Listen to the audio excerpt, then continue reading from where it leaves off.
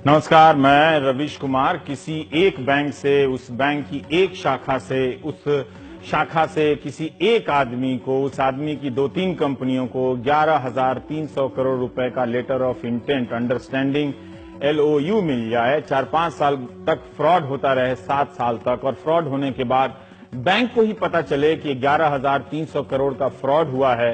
ऐसा चमत्कार जम्बूद्वीपे, भरतखंडे, आर्यावर्ते, देशांतर गते में ही हो सकता है।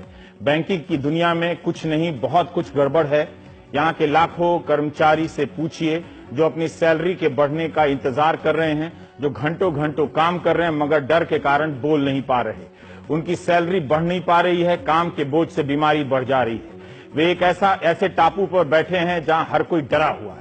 इन सब चरमराती व्यवस्था के बीच आखिर वो लोग कहां से ये हौसला लाते हैं जो बैंकों से मिलकर 11,300 करोड़ का गबन कर जाते हैं। यही नहीं, वो गुनाह करने के बाद भी प्रधानमंत्री के पीछे जाकर खड़े हो जाते हैं। न पुलिस का डर, न SPG का डर।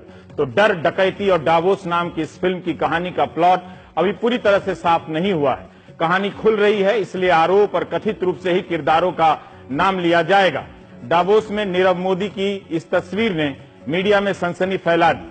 डावोस में प्रधानमंत्री के साथ उद्योगपतियों के झुंड में नीरव मोदी भी हैं। इन्हीं की कंपनी पर गबन का आरोप है। शब्दावली बदलने लगी है। 11,300 करोड़ की चपत को चूना कहा जा रहा है, फ्रॉड कहा जा रहा है, घोटाला नहीं कहा जा रहा है। एक शख्स इस प्रेम में खड़े सभी को संदिग्ध बना देता है। क्या प्रधानमंत्री की सोहबत पाने का रास्ता इतना आसान है? हर ब्लैक सूट ब्लैक मनी से नहीं आता है, मगर ब्लैक मनी से अच्छा वाला ब्लैक सूट जरूर आ जाता है। सवाल तो पूछा ही जाना चाहिए कि प्रधानमंत्री के पास पहुंचने से पहले बैकग्राउंड चेक होता है या नहीं, या जिसकी भी जिम्मेदारी हो उसे बताना चाहिए कि कैसे 11,300 करोड़ का कथित रूप से घोटालेबाज प्रधानमंत्री के फ्रेम में पहुंच जाता है। आप ज्ञानचंद को नहीं जानते। यूपी के महमूदाबाद के किसान ज्ञानचंद ने ट्रैक्टर खरीदने के लिए एक फाइनेंस कंपनी से कर्ज लिया। सारी किस्तें जमा कर दी, 90,000 बाकी रह गए। कंपनी के लोग आए, ज्ञानचंद से ट्रैक्टर छीनने लगे। किसान अपने ट्रैक्टर को जाता देख सहन नहीं कर सका, उससे बचाने लगा, मगर कंपनी के लोगों ने उसी ट्रैक्टर से ज्ञानचंद को कुचलकर मार दिया। They killed Gyanchand, and nothing happened because Gyanchand is not a Nirav Modi. Hindi में यह हुआ कि 90,000 के कर्ज ना चुका पाने के कारण फाइनेंस कंपनी के लोगों ने ज्ञानचंद को मार दिया, क्योंकि ज्ञानचंद नीरव मोदी नहीं था। ये तस्वीर नीरव मोदी की नहीं, जसवंत सिंह की है। 36 साल का एक गबरू नौजवान, पंजाब के साहिबान गांव का रहने वाला, एक रोज अपने 5 साल के बेटे जसकरण को लेकर बाइक पर निकला। अगले दिन नहर से दोनों की लाश मिली। चश्मदीदों ने बताया कि जसवंत बेटे को सीने से लगाकर नहर में कूद गया। 5 साल के बेटे को सीने से लगाकर जसवंत नहर में कूद गया। 2 बार सुनिए, अगर जसवंत को नीरव मोदी का पता होता तो उनके साथ वो भी डावोस चला जाता और प्रधानमंत्री के पीछे खड़ा रहता, उसके बेटे की जान बच जाती।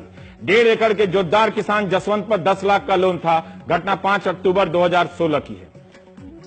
इस बात को कैसे समझा जाए कि कोई हजारों करोड़ों का घोटाला करके विदेश घूमता है, भाग जाता है, प्रधानमंत्री के साथ फोटो खिंचा लेता है। कोई 5,000, 10 लाख, 5 लाख का लोन लेने वाला किसान न शहर से भाग पाता है न मौत से, वो नहर में कूदकर मर जाता है। 11,300 करोड़ का यह फ्रॉड उस बैंक में हुआ जिसने मई 2016 में 5,370 करोड़ का घाटा दिखाया था। यह घाटा बैंकिंग इतिहास का सबसे बड़ा घाटा था हिंदुस्तान में। इसकी दुगनी राशि का घोटाला एक ब्रांच से हुआ। पंजाब नेशनल बैंक के प्रमुख सुनील मेहता ने प्रेस कॉन्फ्रेंस की। घोटाले से ज्यादा बैंक के इतिहास का ज्ञान दे रहे थे। आजकल हर प्रेस कॉन्फ्रेंस में हिस्ट्री पर लेक्चर जरूर होता है, प्रेजेंट के करतूत पर कुछ नहीं होता। सुनील मेहता ने फ्रॉड के शुरू होने का साल 2011 तो बता दिया, मगर यह नहीं बताया कि यह 2017 तक चल रहा था। यह नहीं बताया कि 11,300 करोड़ का गबन कब कब हुआ, उसके लिए लेटर ऑफ अंडरस्टैंडिंग कब कब निकली। कि जहां पर भी कोई ऐसी चीज हमारे सामने आती है, उसको हम बहुत स्ट्रांगली एक्शन उसके ऊपर लेके, चाहे वो कस्टमर हो, चाहे हमारा स्टाफ हो, इस सिस्टम को हम ठीक करेंगे। जहां तक बैंक का प्रश्न है, हमारे बैंक के पास आकार भी है और क्षमताएं भी हैं इस समस्या से निपटने की।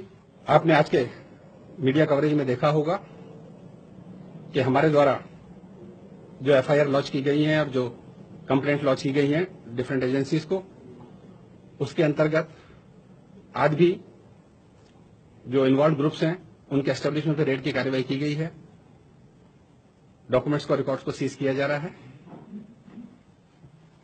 और बैंकों के फाइनेंशियल इंटरेस्ट को प्रोटेक्ट करने का प्रयास किया जा रहा है। एक बात में सहयोग आप सबसे बहुत ज्यादा चाहूंगा, आपको भी लग रहा होगा कि हमने शायद मीडिया के सामने आने में देर क्यों करी। हम नहीं चाहते कि ये बहुत सेंसिटिव इशू है और हम ज्यादा बात इस बारे में कह के जो डिफरेंट स्टेक होल्डर्स हैं उनकी जो सिविल और क्रिमिनल लाइबिलिटीज हैं उसको इफेक्ट करें और हम इन्वेस्टिगेटिंग एजेंसीज के कार्य में बाधा बने। ये बैंकिंग घोटाला है, आम लोगों की समझ से बाहर की कई चीजें होती हैं, हम पत्रकारों की भी। जैसे ये अभी समझना बाकी है कि लेटर ऑफ अंडरस्टैंडिंग लेकर बाहर के देशों में किस तरह की फर्जी कंपनियां बनाई गई। कंपनी के खाते में 100 करोड़ का स्टॉक है, दिखा दिया गया 6000 करोड़ का। क्या इस तरह से हुआ है? उस खेल में जो हीरे का आयात हुआ उसके दाम क्या बताए गए, बेचे गए किस दाम पर, पैसा भारत आया या वहां से कहीं और गया, ये सब अभी समझने की बात है। पंजाब नेशनल बैंक के सुनील मेहता मीडिया से सहयोग चाहते हैं कि ज्यादा बातें ना करें ताकि जांच एजेंसी के काम में बाधा ना आए।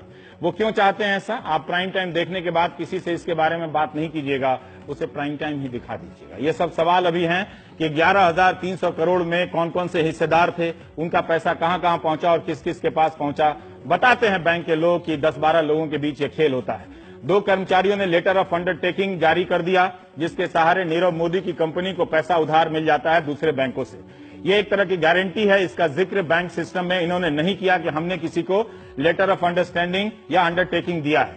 बैंक ने यह नहीं बताया कि किसी चीज की गिरवी रखने के बाद लेटर ऑफ अंडरटेकिंग दी गई या ऐसे ही फ्री फंड में दे दिया जाता है चेहरा देखकर। लेटर ऑफ अंडरटेकिंग के जरिए एक बैंक दूसरे बैंक को भरोसा देता है कि उपभोक्ता का कर्ज वो चुका देगा, उसे आप विदेश में पैसा दे दीजिए। इसका इस्तेमाल अंतर्राष्ट्रीय बैंकिंग लेन देन में होता है। जब आपके नाम से लेटर ऑफ अंडरस्टैंडिंग या अंडरटेकिंग जारी होगा तो बैंक इसे अंडरटेकिंग कहते हैं, इसे स्विफ्ट के जरिए दुनिया के बैंकों को बता देता है कि हमने फलाना बाबू के नाम से एक अंडरटेकिंग जारी किया है। स्विफ्ट का मतलब हुआ society for world wide inter bank financial telecommunication.